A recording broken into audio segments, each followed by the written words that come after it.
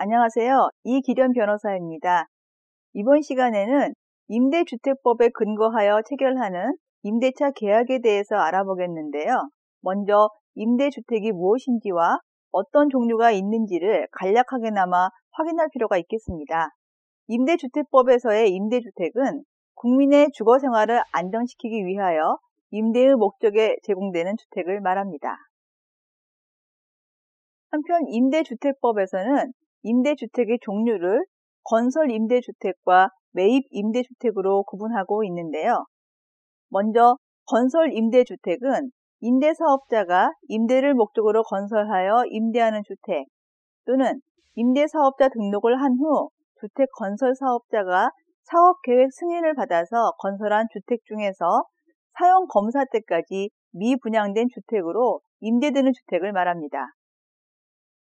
다음으로 매입임대주택은 임대사업자가 매매 등으로 그 소유권을 취득하여 임대하는 주택을 의미합니다. 지난 20여 년 전과 비교하여 주거 공간의 변화도 눈여겨볼 필요가 있을 것입니다.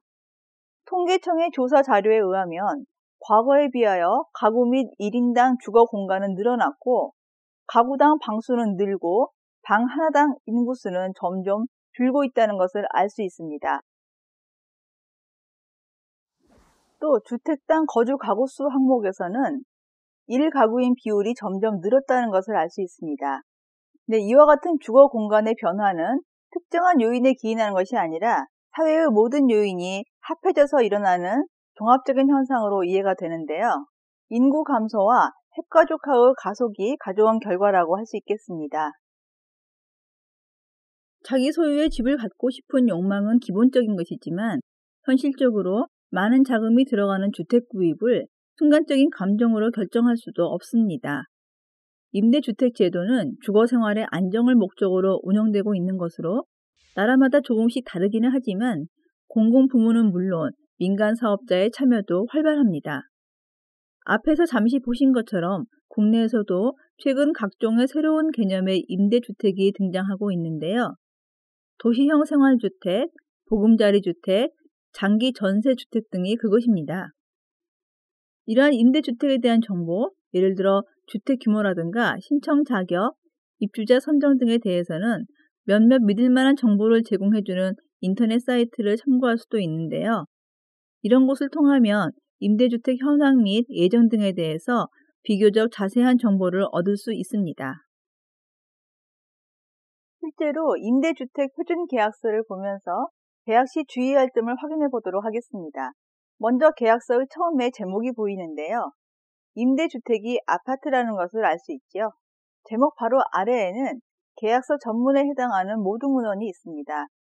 임대인은 건설회사이고 임차인은 나 홀로 씨라고 표시되어 있습니다. 이어서 임대인과 임차인에 대한 자세한 사항이 기재되어 있네요. 임대인 갑은 경기도 광주시 탄벌리에 소재하고 있고 임대사업자 등록이 되어 있고 임차인 을은 반포에 살고 있습니다. 보통의 임대차 계약에서는 임대인과 임차인의 자격에 특별한 제한은 없지만 임대주택은 제도의 공공적인 성격상 임대인과 임차인에게 일정한 자격 조건을 요구하고 있습니다.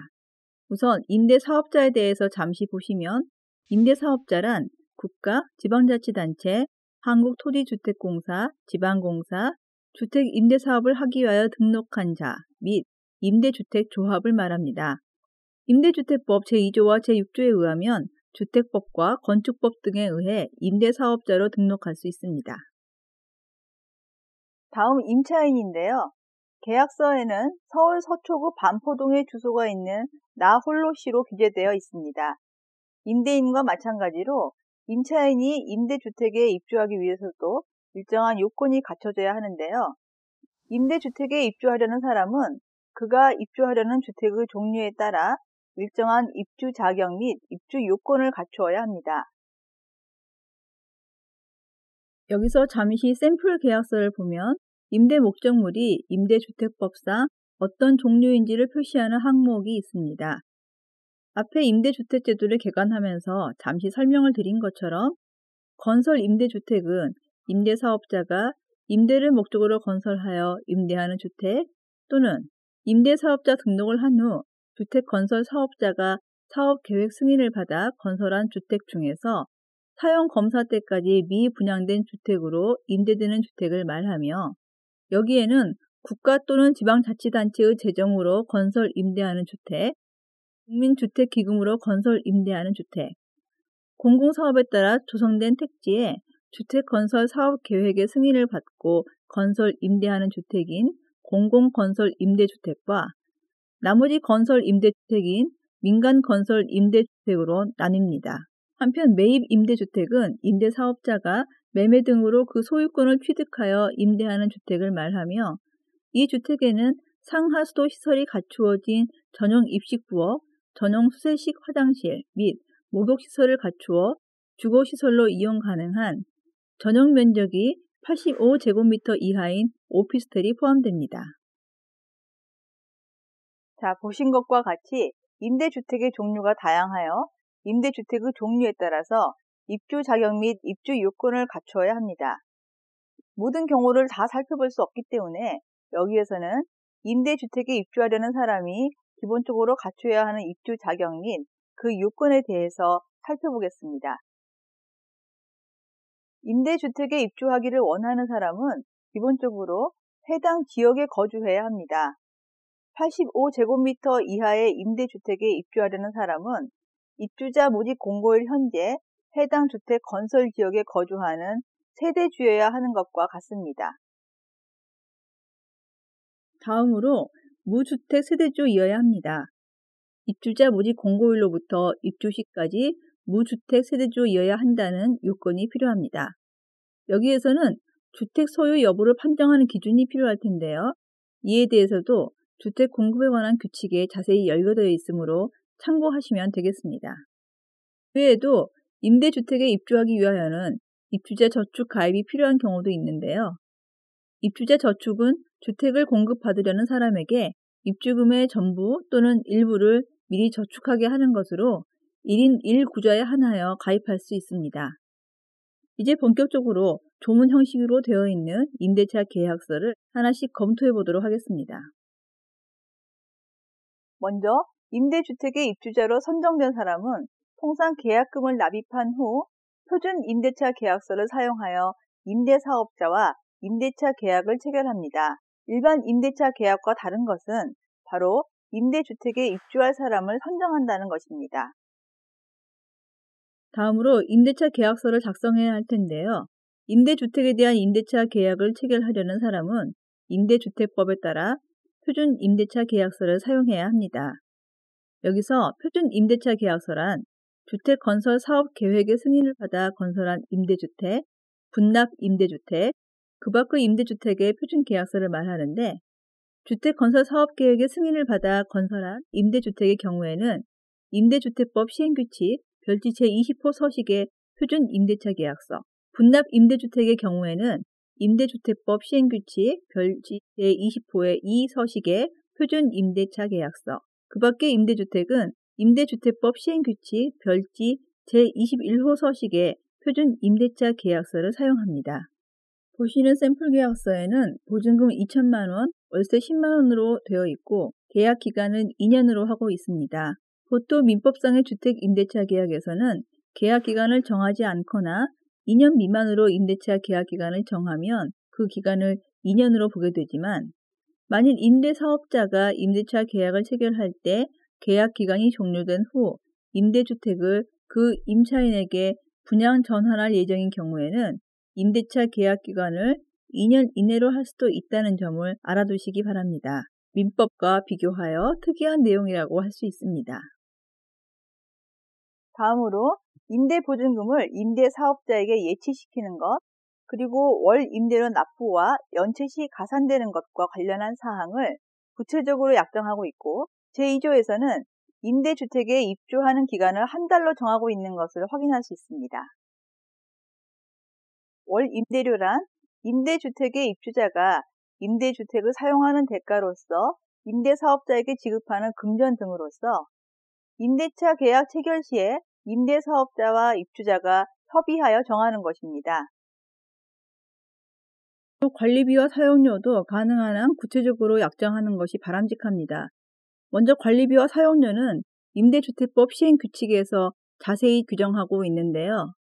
그 중에서 관리비 구성 항목을 보시면 일반 관리비, 청소비, 경비비, 소독비, 난방비, 급탕비, 수선 유지비가 있으며 임대사업자는 위 항목 외에 또 다른 관리비 구성 항목을 어떠한 명목으로도 징수할 수 없습니다.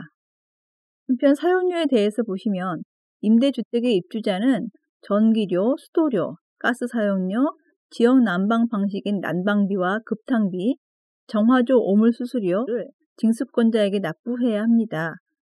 또 임대주택의 입주자 또는 임차인 대표회의는 임대사업자가 징수한 관리비와 사용료에 대한 장부와 증명 자료를 열람할 수도 있습니다.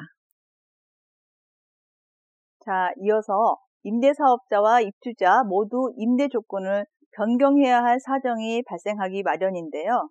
계약서에는 물가, 기타 경제적 여건의 변동이 있을 때, 갑이 임대하는 주택 상호 간 또는 인근 유사 지역의 임대주택 간의 임대 조건의 균형상 조정할 필요가 있을 때, 임대주택과 부대시설 및 부지의 가액에 현저한 변동이 있을 때를 기재하고 있는데요.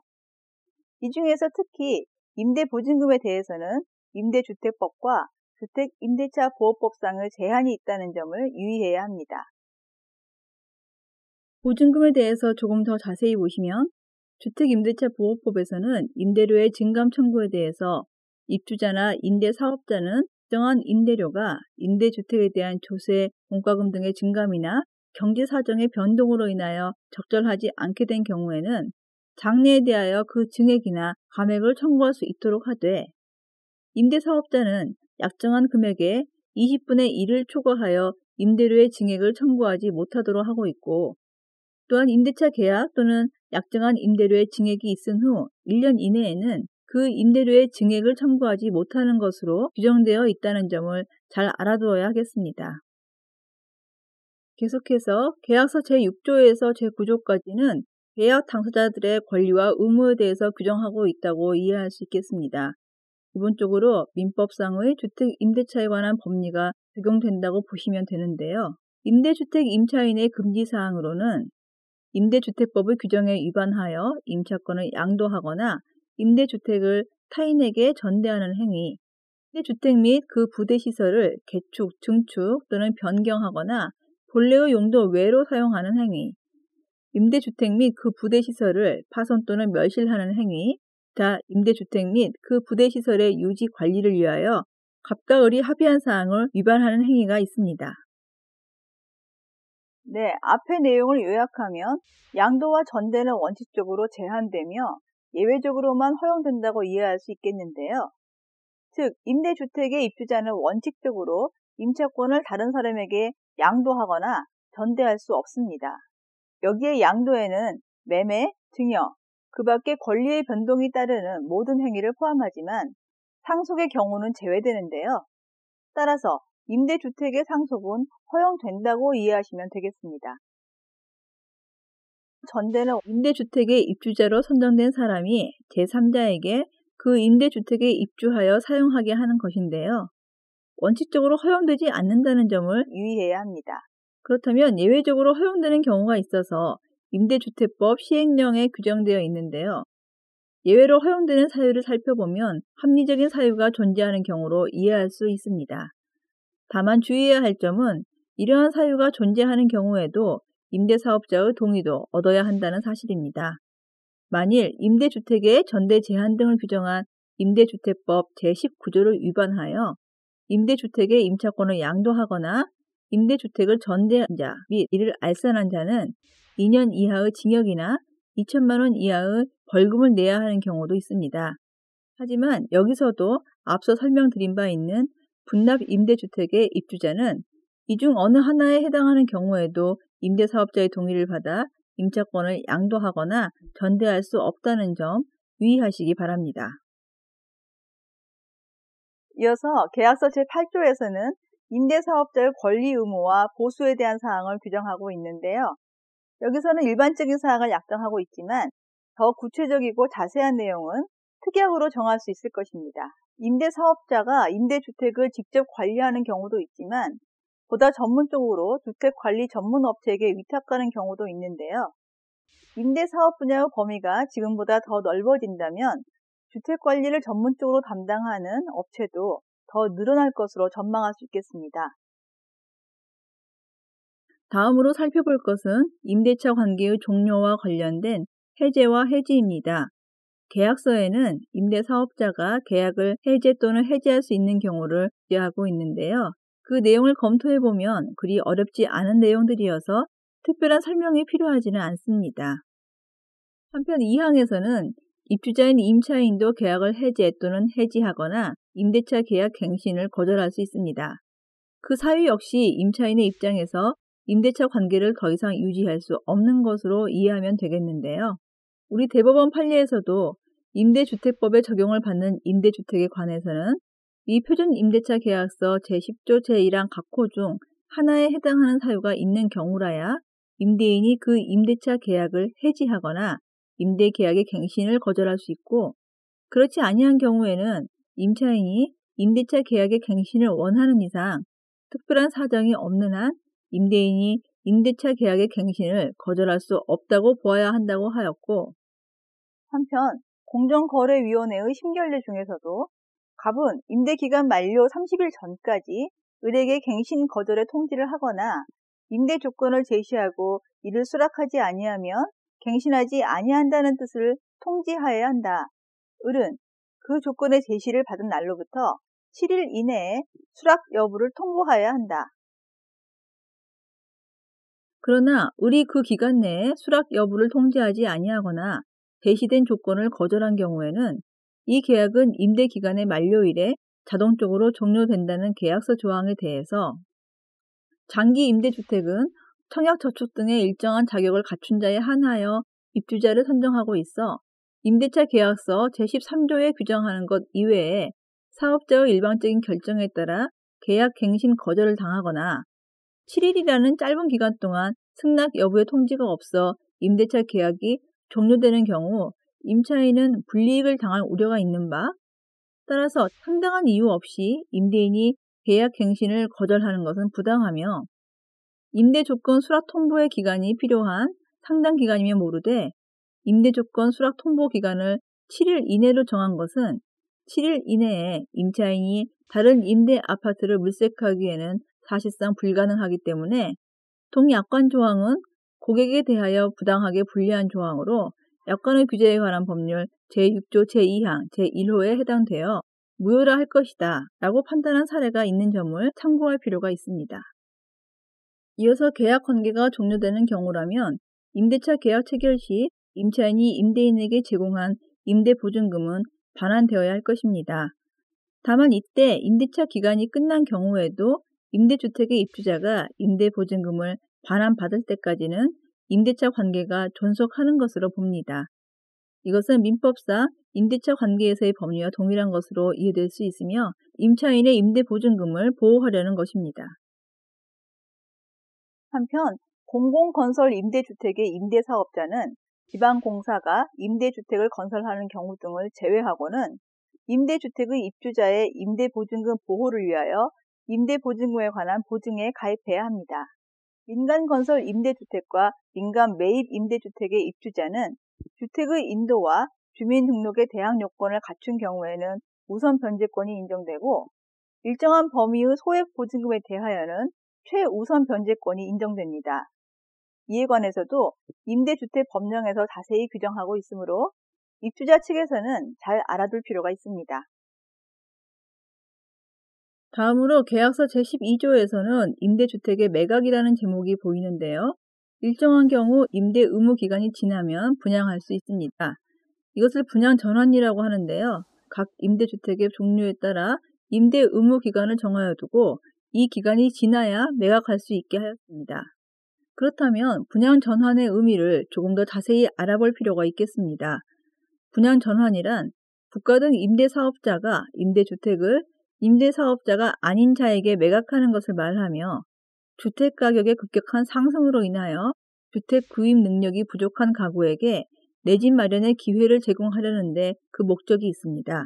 이와 같이 분양 전환은 정책적인 목적에 의해서 운영되는 것이어서 그 요건 절차, 신고, 우선 분양 전환, 위반 시 제재 등이 있으므로 제도에 대한 정확한 이해가 필요하다고 하겠습니다. 샘플 계약서 특약 제4항과 제5항에서도 분양 전환 가격 산정에 대해서 약정하고 있는 것을 확인하시기 바랍니다. 한편 예외적으로 임대 의무 기간 전이라고 하더라도 임대사업자가 부도, 파산, 그 밖의 경제적 사정 등으로 임대를 계속할 수 없는 경우에는 임대 의무 기간의 만료 전이라도 국토해양부 장관의 허가 등의 절차를 거쳐서 일정한 요건을 갖춘 입주자에게 임대주택을 분양 전환할 수 있습니다. 이어서 소송 관할에 관한 약정을 하고 마지막으로 계약서 제14조에서는 특약을 정하고 있습니다. 관리비와 사용료에 관한 내용, 입주자의 불법 거주에 의한 배상금과 손해금 등을 약정하고 있는데요. 필요하다면 이 외에도 추가로 약정하는 것도 가능할 것입니다.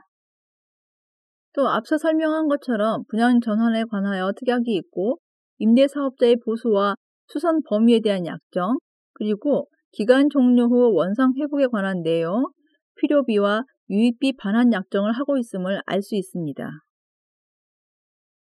이상과 같이 임대주택 법령상의 주택을 목적물로 하는 임대차 계약에 대한 표준계약서를 살펴보았습니다. 계약의 당사자들은 임대주택 제도를 운영하는 취지를 정확히 파악할 필요가 있습니다. 많은 경우 애초부터 그런 의도가 있었던 것은 아니지만 법령의 내용에 대한 정확한 이해가 부족하거나 소홀히 하여서 불공정한 계약을 체결한 사례도 적지 않을 것이기 때문입니다. 임대사업자는 물론이고 임차인들도 해당 법령에 대한 기본적인 법률 지식의 습득에 게을리하지 말아야 하겠습니다.